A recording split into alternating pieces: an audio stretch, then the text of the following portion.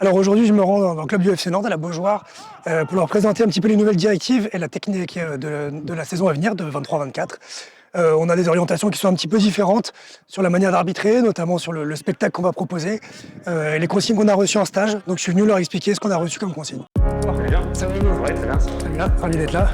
Plus que les lois du jeu, c'est plus la ligne directive qu'on va vous présenter cette année. Ouais. Vous avez peut-être déjà eu écho vous, sur les matchs amicaux, mais comment on va arbitrer différemment, quelques petits trucs. En gros, je mets juste le message que nous on a reçu en stage, je leur repasse le même. Bon, bonjour à tous, je vais vous présenter, on n'a pas eu beaucoup de modifications dans les lois du jeu cette année. Surtout vous présenter l'orientation technique et nous la différence, comment on va arbitrer de manière un petit peu différente des années d'avant.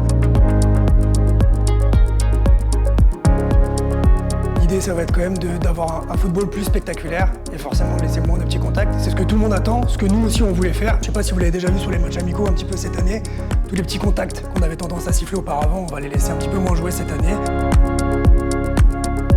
Pour le grand public, ce qui va le plus sauter aux yeux par rapport à l'arbitrage, c'est qu'on a quand même comme directive de principalement laisser un peu plus vivre le jeu pour que ce soit plus intéressant à regarder, pour que ce soit plus spectaculaire notamment, sans passer à côté des incontournables, hein, ça veut dire ne pas tout accepter. Forcément, si on réduit aussi une équipe à 10, il faudra que ce soit quelque chose d'incontournable, de clair et net, une nouvelle fois sans accepter ce qui n'est pas acceptable. Il y a aussi l'amélioration et la différence sur le temps additionnel.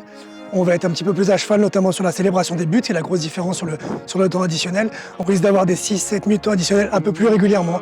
Donc voilà, c'était les principaux messages qu'on a voulu passer, leur expliquer, que nous on a reçus et que j'ai voulu leur passer aujourd'hui.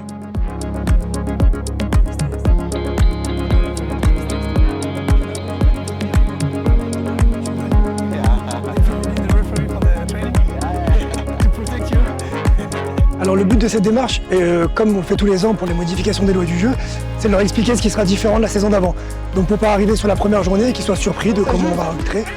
Et donc ça permet de les préparer à notre manière d'arbitrer, notre sensibilité, qui sera toujours un petit peu différente par rapport aux consignes qu'on a reçues.